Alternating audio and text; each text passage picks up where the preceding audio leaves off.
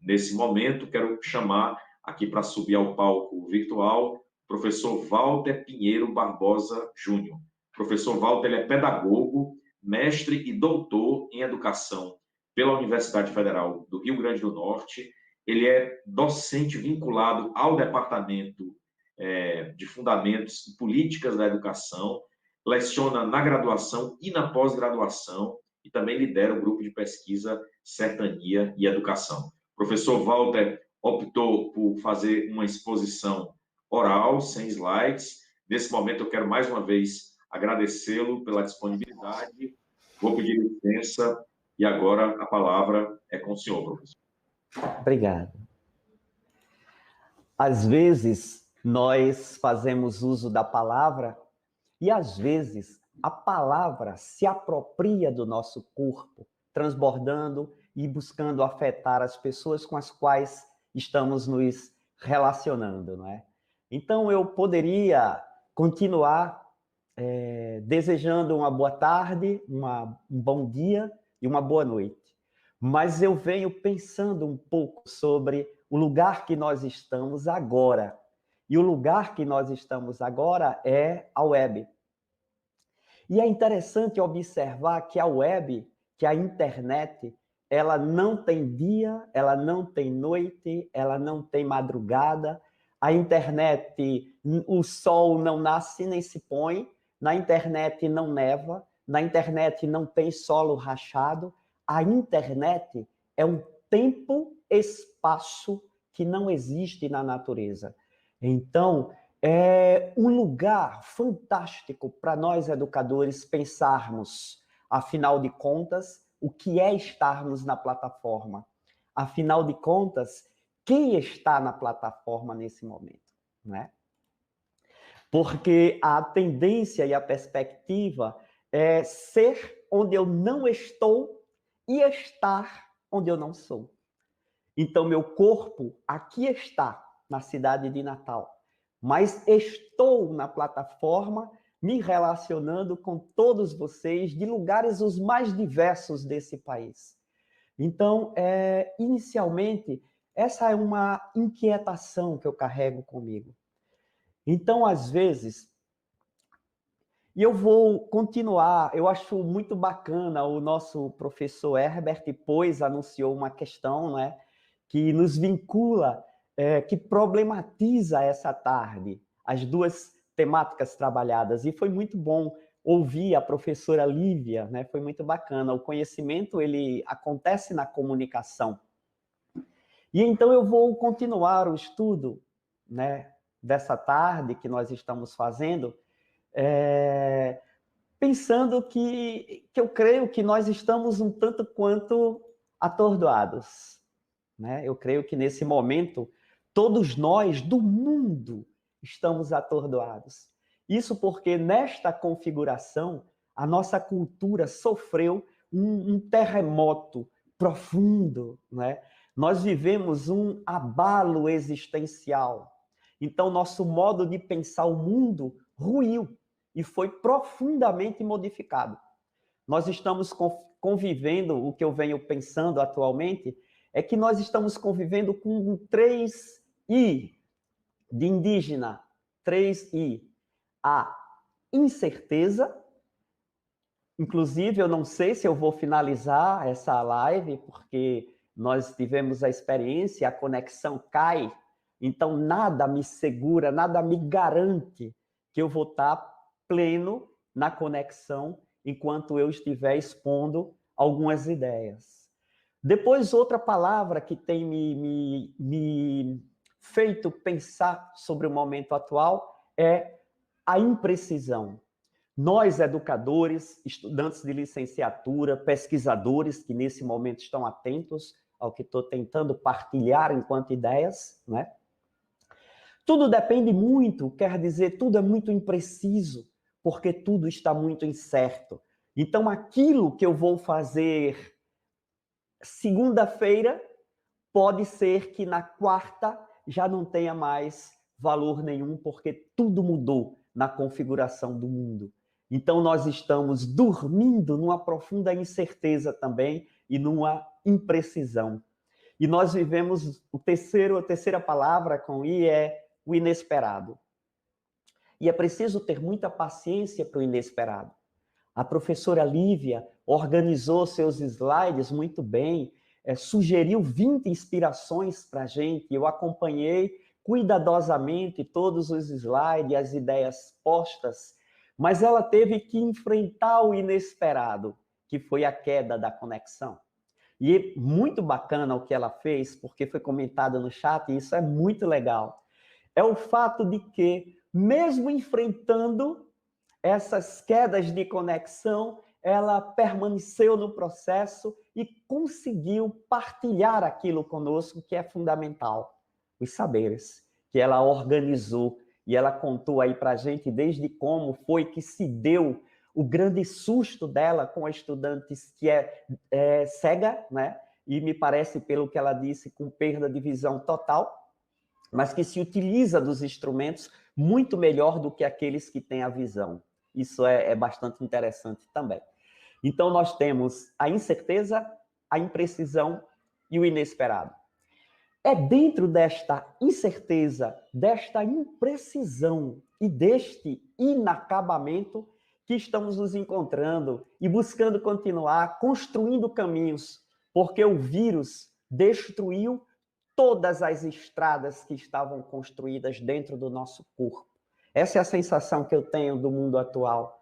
Eu tinha estradas, eu tinha redes sinápticas construídas, eu tinha um conjunto de redes neurais construídos dentro do meu corpo que torna-me cada vez mais consciente com o mundo. Portanto, já não trabalho mais com mente, corpo, cabeça, corpo, alma. Não, é um corpo que se move com o mundo e que busca na sua trajetória com o mundo e no mundo tornar-se cada vez mais consciente de si. E essa me parece ser, então, a grande tarefa do ato de educar, humanizar-se, né? Daí, nós buscamos nos reencontrar ou refazer estradas. E essa ideia, ela me foi dada muito pelo escritor moçambicano Mia Couto, quer dizer, quando ele principia Terra Sonâmbula, que a primeira frase, me parece, se não me falha a memória, é: naquele lugar a estrada foi destruída pela guerra. Então, nossos corpos e todos nós, como estudantes, como professores, como gestores, nós tivemos as estradas do nosso corpo todas destruídas e desorganizadas por um vírus. Por um vírus. Isso é importante, porque a ciência não consegue ainda definir se o vírus é um ser vivo ou se ele não é um ser vivo. Quer dizer, a afetação da humanidade ainda é dado por um ser invisível aos olhos e que a ciência ainda não tem clareza se é um ser vivo ou se não é um ser vivo. Isso é muito importante também. E nós estamos buscando, como docentes, porque a nossa formação é uma formação do velho mundo. A nossa formação é uma formação para uma educação escolar presencial. Isso é muito interessante, porque a base deste processo de formação presencial é do século XVII. Então, quer dizer, nós temos a Ratio Studiorum, dos jesuítas, e nós temos a obra de Comênios, a Didática Magna, Arte de Ensinar Tudo a Todos, que organiza e que diz para a gente, desde o século XVII, que o processo de educação escolar deve ter o livro didático, deve ter 4 horas de estudo por turno, deve ter um período organizado, organizam dentro desse processo uma carteira para que cada um em um lugar para cada um, uma pessoa falando a mesma coisa para várias pessoas ao mesmo tempo, portanto, funda o professor também, e todo o modelo e toda a perspectiva que nós estávamos trabalhando até a pandemia era uma perspectiva do século XVII. Então, houve um abalo no exercício da nossa profissão e no modo como nós estávamos aprendendo e reproduzindo o modelo de educação escolar. Então, eu acredito muito, eu tenho um carinho imenso pelo professor Herbert Lima, que nos conhecemos bem antes de ele tornar-se secretário e fazer esse trabalho muito bacana de Sobral, não é? E é esta proposição de Sobral de espraiar por todo o Brasil um curso de tecnologias digitais em educação. Isso é fantástico. Hoje pela manhã foi me banhar nas águas do mar e fiquei muito feliz de saber que uma Secretaria Municipal de Educação Pública se ocupa do público, se ocupa de convidar pessoas para partilhar saberes, conhecimentos, estratégias, inspirações, ideias. Isso é de uma beleza imensa. E tão belo quanto isso é a disposição do conjunto de professores, de estudantes de licenciatura, de pós-graduandos, de matricular-se e de se dispor a usar o tempo para tentar compreender o que é que está posto hoje. Quando eu digo usar o tempo, eu estou me utilizando de Sêneca, porque na brevidade da vida, Sêneca distingue gastar o tempo de usar o tempo. Então, o que nós estamos fazendo nesta tarde, neste momento, é usando o nosso tempo, a nossa respiração e direcionando para que a gente tenha cada vez mais um corpo consciente das coisas que ocorrem no mundo. Então, Sobral caracteriza-se hoje, temos todos nós do país acompanhado, por uma característica muito singular, porque os sistemas municipais de educação e estadual geralmente têm uma escola, 2 ou 3 ou 4 ou 10 escolas que têm um trabalho muito bacana e que consegue com isso atingir certos índices. Sobral, eu queria que o professor Herbert, quando falasse, me corrigisse se eu estiver errado. Sobral tem um movimento orgânico. Sobral tem um cuidado com todas as escolas da rede, para que todos possam atingir níveis de uma coisa muito simples. Eu não vou nem utilizar e recorrer a índice de IDEB. Eu vou utilizar uma coisa simples que aprendi aqui no Morro em Natal. Nestas escolas se estuda e se aprende. Isso é fundamental, isso é fundante do ponto de vista. Então, aqui em Natal, por exemplo, eu pesquisei de 1957 até 1964 e eu descobri que Natal se constituiu em uma cidade educadora de 57 a 64 com o governo de Djalma Maranhão. Então, nós tínhamos na rua de Natal, nesta rua temos 3 analfabetos a menos, ou só falta uma pessoa alfabetizar-se. Então, neste nosso país, se faz educação pública de modos diversos e sempre nos implicamos. Então, essa resistência da professora Lívia manifesta um estado de espírito dos educadores públicos e privados também, muitos professores dedicam-se, mas essencialmente os educadores públicos brasileiros. Então, eu quero parabenizar nosso carinhosamente secretário de Educação, o Herbert Lima, mas compreendo que não se faz um trabalho sozinho, então se faz o trabalho em equipe. A palavra equipe significa construtores do mesmo barco, isso é muito bonito. Quando constituímos uma equipe, nós dispomos a construir juntos o mesmo barco. Portanto, precisamos nos distribuir pelos saberes, precisamos buscar, quem sabe, inclusive, construir mapas de navegação, quem tem noções de rota, quem sabe manipular a madeira, quem sabe construir e dar consistência a essa construção. E todos na equipe têm seu valor. Então, parabéns a toda a equipe. Eu quero ressaltar uma coisa que eu achei fantástico. Este curso começou, este é o 10º encontro do curso, e ele começou no dia 4 de setembro. E no dia 4 de setembro, nós tivemos 2 movimentos. Uma exposição do nosso secretário sobre o curso e uma palestra de abertura intitulada Afetividade e Construção de Valores no Mundo Atual. Isso é de uma beleza imensa. afetividade e construção de valores no mundo atual. O que nós, professores, mais temos sentido falta é do abraço, é da chegada na sala, é do olhar dos nossos estudantes, é da disposição que a gente tinha de encontrar-se. E Lívia começou falando sobre a sala dos professores, do cafezinho, das conversas, das tretas, mas das relações de amorosidade que a gente também tem nas salas e nos encontros com os professores, de uma beleza imensa. E o Israel tratou do medo, da compaixão, e sugeriu que da sua exposição guardasse a ideia de que o outro é o que melhor existe na nossa vida. Isso é fantástico. Nós precisamos do outro. E por que então que a gente se dá conta e a gente sente a falta do abraço? Porque o abraço é a pequena morte.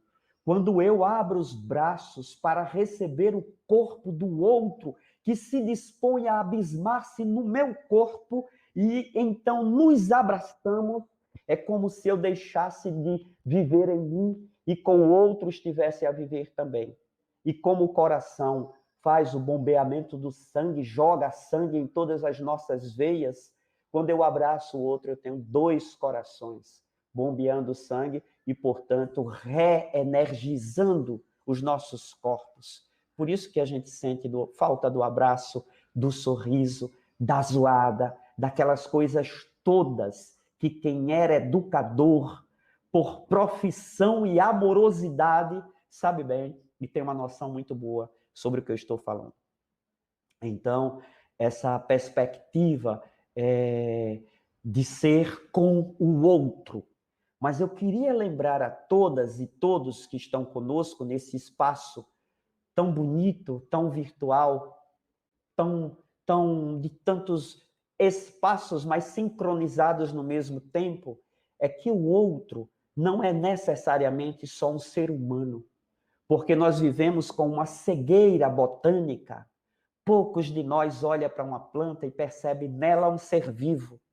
E as plantas sentem quando são agredidas. E as plantas se comunicam umas com as outras quando estão frente a ataques ou destruição. E recentemente, no encontro com professores de biologia, eu ainda vou procurar mais saber sobre isso, mas me causou profunda surpresa foi saber que as plantas andam. Levam em torno de 10 anos, mas deslocam-se. Isso é impressionante, do ponto de vista dos modos de vida que a gente tem. Então, este outro, para mim, hoje, me é dado pelos nossos irmãos andinos que falam Pachamama. Este outro é a terra, com toda a sua pulsação, com toda a sua beleza. Então, este cuidar de si, transbordando e cuidando do outro, não é só do outro humano, mas cuidando de todo o planeta Terra, porque nós habitamos, é a nossa casa, né?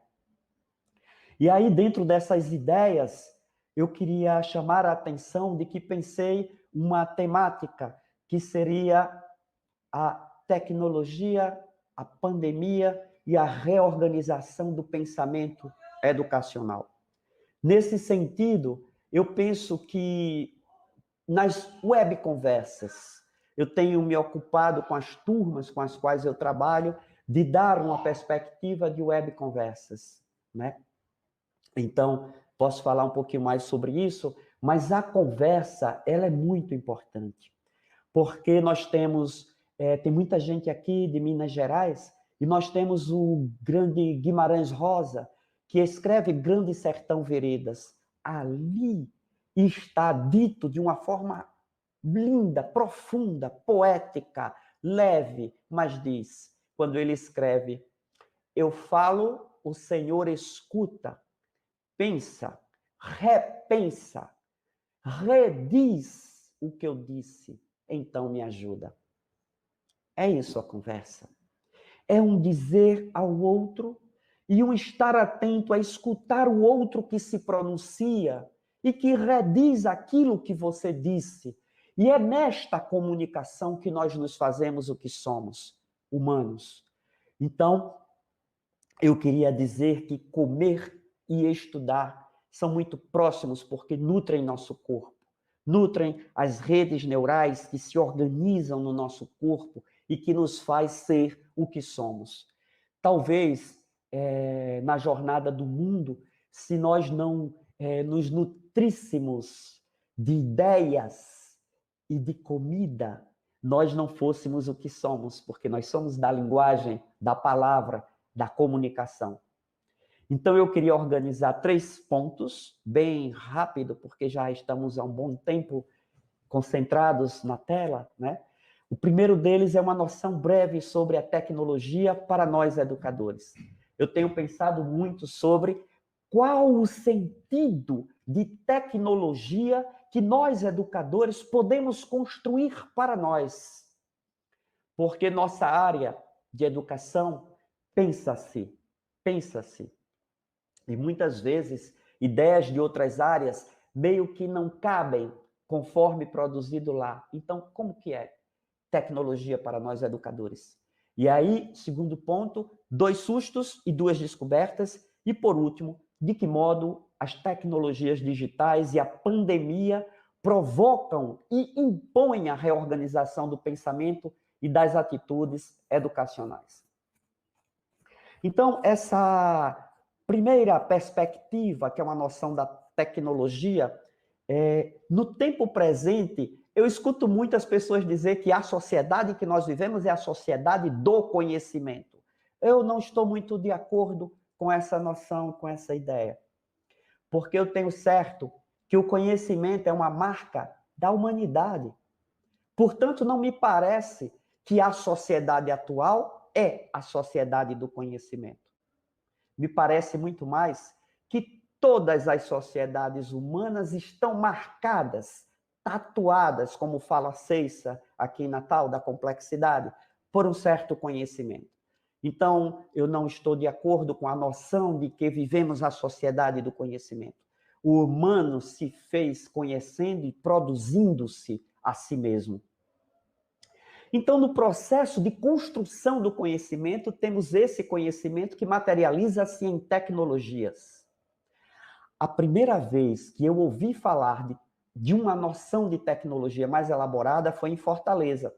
Um amigo que militava numa organização que eu também, ele falava que a tecnologia é ciência aplicada. E eu guardei e ruminei sobre isso e fiquei pensando sobre isso. E atento às coisas do mundo, observando e escutando, essa ideia me inquietou profundamente. Tecnologia é ciência aplicada. E aí eu comecei a me perguntar, de onde é que vem a ciência? De um processo de aprendizagem, de um processo de educação, vem de humanos.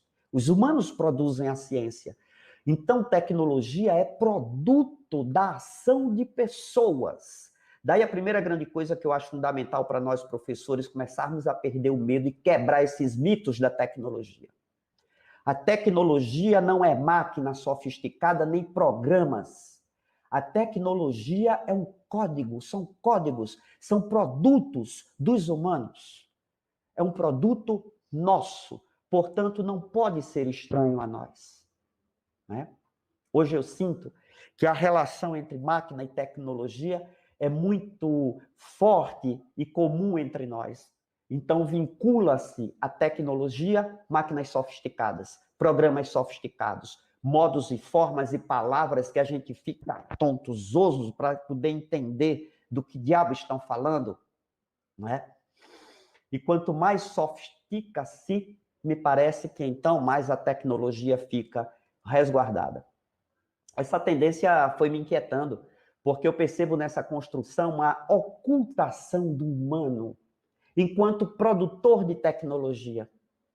Ao assumir que as tecnologias são máquinas, ou processos sofisticados, ou programas, ou estratégias, ou coisas fora de nós, nós desumanizamos o processo de construção deste mundo virtual, porque nada é mais virtual neste mundo do que a palavra. E a palavra é muito antiga. A palavra é extremamente virtual. Quando eu era estudante de pedagogia, eu fui assistir aula de anatomia, onde os corpos eram dissecados, porque eu buscava, nas minhas inquietações, saber onde estavam as palavras. E quanto mais se dissecava os corpos, menos as palavras, os sentimentos e as coisas não existiam, não estavam, não era ali. E eu começava a me dar conta da virtualidade da palavra, da linguagem. Portanto, de um mundo extremamente sofisticado, leve, invisível, imensurável, impalpável, que é o mundo do que nós chamamos humano. Então, isso para mim é muito importante. Ao assumir que as tecnologias são máquinas ou processos sofisticados, isso cria um certo medo nos nossos professores e nos afasta das máquinas, porque elas são manipuladas por quem tem um certo saber, uma ciência. Antes da pandemia, a gente falava para os nossos colegas, olha, fulano de tal é muito tecnologizado. Eu falava isso, não é? Eu me referia ao professor Herbert Lima no nosso programa em Viagens pelo Brasil, a ele como tecnologizado. É como se fosse um mundo para alguns. Não era um mundo para mim. E ao contrário, cada vez mais que as coisas se sofisticavam, mais eu me distanciava das máquinas, porque mais eu me apegava às minhas certezas de formação educativas do século XVII e dos europeus, que trouxeram para nós esse modelo de escola. Então, tentam nos convencer que existe uma geração de nativos, que existe a geração digital, que existe a geração Y, X ou H, sei lá o quê. O fórum online é de 1960.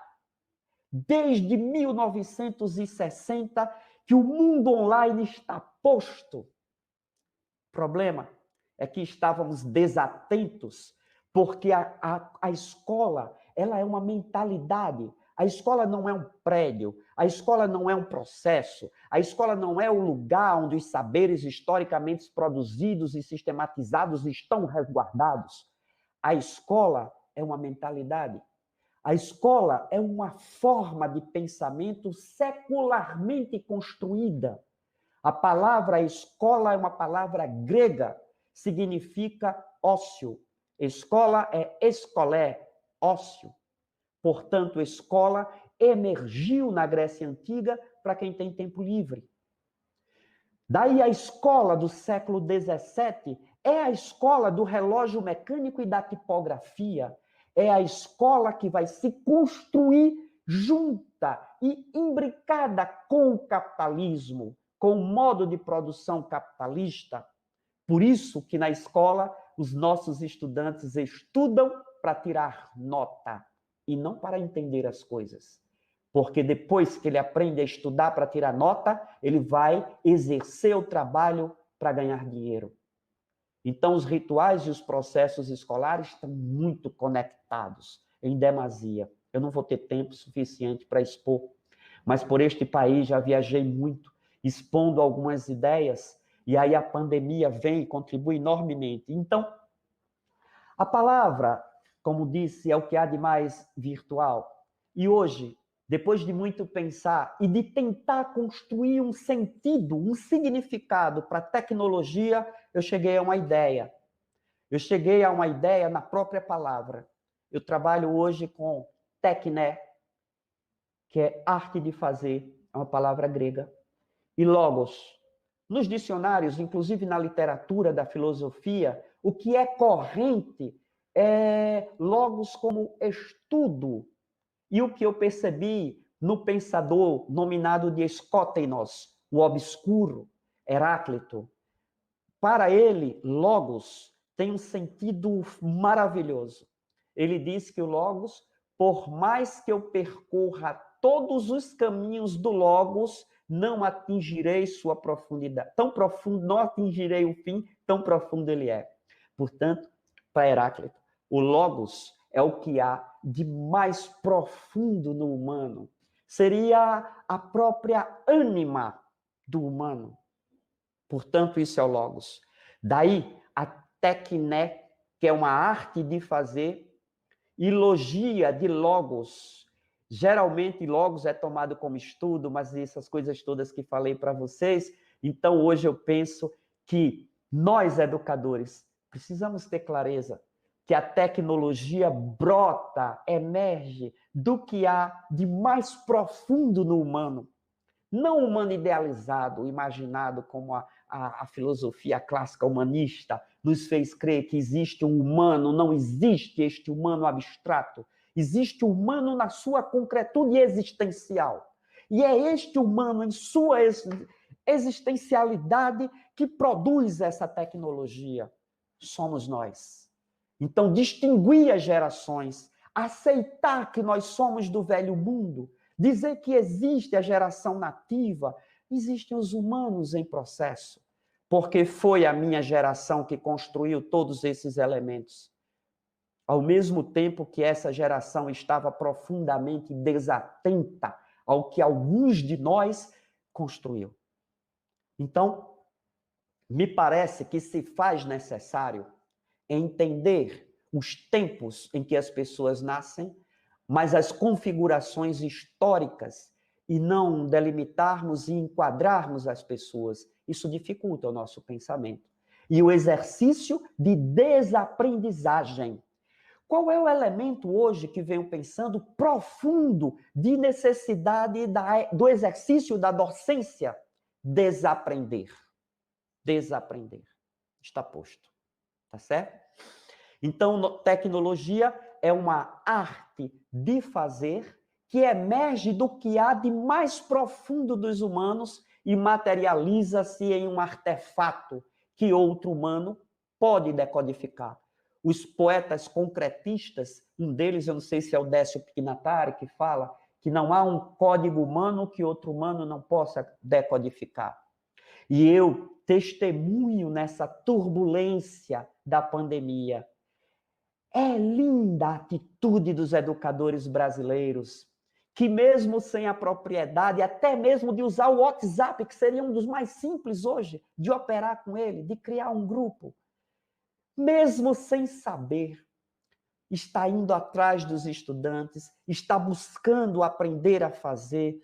Professores que não gostavam nem de ouvir a própria voz, se dispõem a aparecer e apresentar a própria imagem para manter e estabelecer a relação com os estudantes.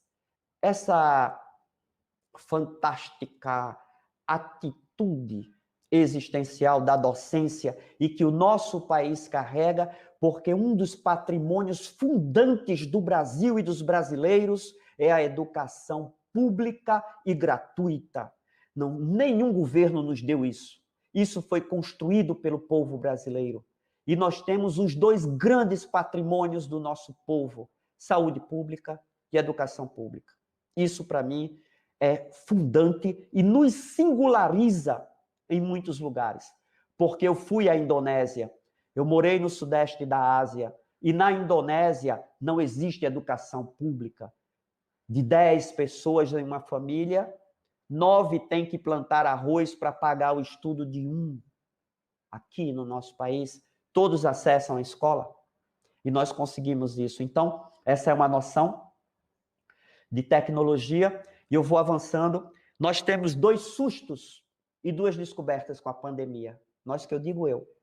O primeiro é que nós estamos vivenciando uma profunda experiência humana. Eu gostaria que todos vocês que estão me vendo e me ouvindo nesse momento assumam seu lugar de intelectual.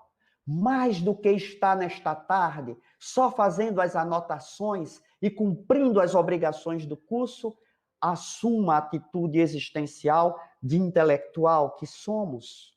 E eu sugiro que anotem, observem, escutem. Nós estamos vivendo uma experiência humana profunda. E mais tarde vão estar contando essa história que nós vivemos. E como diz a minha esposa, Rossana, o que será história para alguns se constituirá em memória para nós. Então, o vírus nos afetou profundamente. Eu quero dizer para vocês que eu fiz minhas anotações para não esquecer sobre o vírus. E eu vivi uma paranoia desgraçada. Eu fui ministrar aula na universidade no dia 13 ou 14, por aí de março. E quando eu voltei para casa, na noite, eu comecei a sentir febre. E eu comecei a me dar conta que eu estava com Covid. E percebendo que eu estava com Covid, eu comecei, então, influenciado pelo medo de morrer, eu passei a noite toda acordado. E a noite acordado que eu passei foi anotando as coisas, que eu ia deixar tudo para minha esposa e para os meus filhos. Eu nunca tinha tido a experiência de uma paranoia. E eu vivi. Então, todos nós, naquele momento do confinamento, vivemos experiências corporais fantásticas, que precisam ser problematizadas, precisam ser pensadas. Então, uma das coisas muito importantes que esse processo do vírus nos deu foi primeiro grande susto que eu tive, que eu tomei, além de ter vivido essa paranoia, foi perceber o que eu falava nos auditórios se materializar. Eu sempre dizia que as escolas sabiam muito pouco sobre a vida dos estudantes. E aí eu me dei conta agora, com a pandemia, que as universidades também sabem pouco sobre os estudantes. Qual foi a maior agonia de leste a oeste, norte a sul nesse país dos educadores, especialmente dos gestores das escolas públicas e privadas? Não tinham os dados. Não sabiam se os estudantes tinham smartphone, se eles tinham condição de assistir aulas remotas. Nós desconhecíamos a condição de vida dos nossos estudantes. Esse foi o primeiro grande susto que tive. A pandemia deixou claro que as escolas desconheciam as condições objetivas onde moram os nossos estudantes e desconheciam se eles portavam ou não equipamentos eletrônicos, né? Equipamentos que possibilitassem o uso das tecnologias digital. Então, o segundo grande susto que eu tive foi com o susto dos educadores, porque na nossa universidade, por exemplo, professores da pós-graduação, que nós nos demos conta que tinha professor formando pós-doutores que não sabiam criar um grupo no WhatsApp. Não sabia. Então, um dos elementos profundos nossos foi: não sabíamos, não sabemos. E quando, então, eu comecei a perceber que os educadores assustaram-se com o uso da plataforma e das tecnologias, e eu comecei a estudar um pouco sobre isso e a perceber que me assustava o meu susto e o susto dos educadores. Porque a educação remota não é novidade. Daí vieram minhas descobertas. Primeira grande descoberta, e estou caminhando aqui para terminar. Nós conseguimos que o povo brasileiro fosse incluído nas escolas, mas no modelo de escola presencial. Nós não tínhamos clareza, e aí estávamos influenciados profundamente pelo discurso dos europeus e pelas formulações de Comênios. Então, construiu uma narrativa que foi subjetivada e por todo esse tempo se constituiu na nossa realidade. Educação presencial para ensinar tudo a todos, e os pais e mães, por não saber educar ou não ter tempo para educar seus filhos, devem entregá-los à escola. Eu lembro bem que muitas escolas chegaram, inclusive, a impedir o uso do smartphone, porque atrapalhava a aula, não é? Então, a segunda grande descoberta que eu posso falar para mim é que eu estava lendo no sentido da obra Educar na Era Digital e percebendo que os fóruns de discussões online, como eu já falei anteriormente, eles remontam aos anos 60. Então, nós vamos ter os fóruns online em 1960, nós vamos ter a criação na década de 90 do www, ou seja, da rede de computadores mundial, e vamos ter em 1990, nessa década de 90, o acelerar ou uma internet com um pouco mais de velocidade. Eu digo um pouco mais porque até hoje a internet não é boa nesse país, né? Então, quer dizer, o sinal é terrível. A gente, dependendo do lugar onde a gente está, o acesso não é muito bom, não. Mas onde residiu mesmo a novidade, né, que reorganiza o pensamento educacional? Na urgência, com que os meios digitais e as tecnologias de comunicação se instauraram. Elas se instauraram como um aguaceiro rio abaixo. Ela não estava mais perguntando, o professor que sabe, o professor que não sabe, se a direção da escola tinha mapeado ou não tinha mapeado os estudantes que têm smartphone. Ela simplesmente, a pandemia, que é uma contaminação social progressiva, impôs o uso das tecnologias digitais, né? Então, essa, para mim, é uma novidade. E aí, uma linguagem que a Lívia acabou de falar um pouco. Grupos de WhatsApp, podcast, curtas, live, gravar vídeos, aprendizagem em rede, pensamento computacional. Novos termos são incorporados urgentemente num processo de formação inicial que não existiu dos professores e num processo de formação continuada que muito poucos estavam atentos a esses elementos. Então, esse processo, eu queria chamar a atenção, eu estou tendo aqui, agradeço imensamente a disposição de vocês de ouvir um pouco das ideias, e eu quero chamar a atenção dos diretores de escola, que nós precisamos ter um certo cuidado na construção com a relação das famílias, porque a pandemia impôs à escola o fim dos seus muros, e nós, que quase não ouvíamos os familiares dos estudantes, tivemos que recorrer a eles para poder estabelecermos o processo de educação remoto. Mas é muito importante atentar para o fato de que nós não podemos levar as famílias, os familiares à exaustão. Então é importante que repense como fazer esses trabalhos. Não há mesmo tempo dos familiares para estar acompanhando todas as atividades. Portanto, a gente precisa dosar um pouco disso e repensar. Então, de que modo, o último ponto, as tecnologias digitais e a pandemia provocam a reorganização do pensamento educacional? O vírus, ao impedir a convivência presencial dos estudantes e professores em um mesmo espaço, impôs a necessidade de deixarmos de pensar a escola como estávamos pensando e praticando até pouco tempo, né? Nossa única verdade era baseada em um modelo criado, como eu já falei várias vezes, no século XVII, no relógio mecânico, na tipografia. Então, existem muitas narrativas que construíam para a gente uma ideia de escola. E a pandemia criou uma espécie de queda de pilastras, que aí caiu e nós ficamos um tanto quanto atordoados. E aí, nesse sentido, a pandemia impôs a reorganização do pensamento ao exigir duas coisas básicas. Primeira exigência que a pandemia pôs para nós: não podemos continuar educando nas escolas sem saber quem são as pessoas que nós educamos. Eu sou professor de uma universidade federal.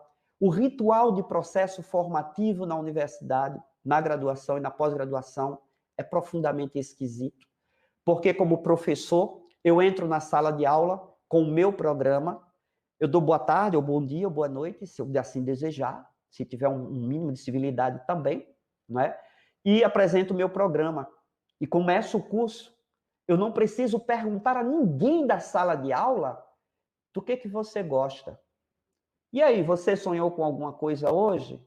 E você, tu gosta de futebol? Os gostos, as formas de ser dos estudantes não importam. É assim que nós estamos educando. Desimportando-se de quem são esses sujeitos que estão diante de mim. E não é um importar-se só de dar o abraço, o carinho, o beijo, não. É de saber das condições socioeconômicas, é de assumir a escola para construir o projeto de educação a partir das demandas e necessidades desses sujeitos com os quais nós nos encontramos todos os dias. Chega de falar tanto da Europa e que os nossos meninos sabem tanto dos europeus, mas não sabem explicar nem dizer por que o nome do seu bairro é aquele nome e não outro nome. Os estudantes distanciam até do nome do patrono da escola. Eu estudo na escola estadual Augusto Severo. Quem foi Augusto Severo? Não nos importa, porque nos desimportamos entre nós e importamos conteúdos, processos, estratégias, técnicas que só promovem o estranhamento do sujeito a ele mesmo. Então, se o ato de educar é um processo de humanização, eu preciso reorganizar meu pensamento. E isso a pandemia me possibilitou, porque ruiu e me fez entender a escola como uma mentalidade. Então, primeira grande referência, precisamos saber quem são as pessoas com as quais trabalhamos na escola ou na universidade. Segunda grande referência, nossa luta não é mais só para incluir nas escolas, mas para incluir em uma escola que incorporou as tecnologias digitais. Então, agora está claro para mim, a luta política de todos os educadores e estudantes brasileiros é uma luta pelo direito à inclusão deste mundo maravilhoso, porque as tecnologias são fantásticas. Elas me permitem ter aula de karatê com um professor que está lá, por exemplo, em Moçambique. Ela me permite ter aula de piano com um professor do Paraguai. Ela me permite estar aí com vocês agora, que eu não faço nem ideia de como você está. Se você está com um notebook, com um desktop, se você está com smartphone, se você está deitado no seu sofá, se você está assim, menino, peraí, daqui a pouco eu vou cuidar dessa coisa, espera um pouco. Eu não sei, mas estamos nos comunicando. E eu vou logo olhar tudo o que vocês colocaram aqui. Então, a Secretaria Municipal de Sobral, ao promover encontros como esse, vem construindo uma rede de formação continuada para todos os educadores. Sobral, então, borra as fronteiras brasileiras, deixa de ser o município do interior do Ceará e passa a se constituir em um epicentro de formação do Brasil e se constitui em referência para o mundo. Então, por isso que parabenizo nesse sentido. As tecnologias e a pandemia provocaram a reorganização do pensamento educacional. Só que eu não falo de uma reorganização abstrata, entendem? Porque vocês estão vendo as besteiras do Ministério da Educação, as bobagens que eles estão fazendo com o nosso país. A reorganização do pensamento educacional ocorre no meu corpo, no seu corpo. Porque o pensamento, as ideias e o ato de estudar é para nutrir-me, para me tornar um sujeito com mais clareza do mundo e com o mundo. Então, as tecnologias e a pandemia provocam, provocar, é chamar, tá certo? Provoca a reorganização do pensamento educacional em mim, em mim.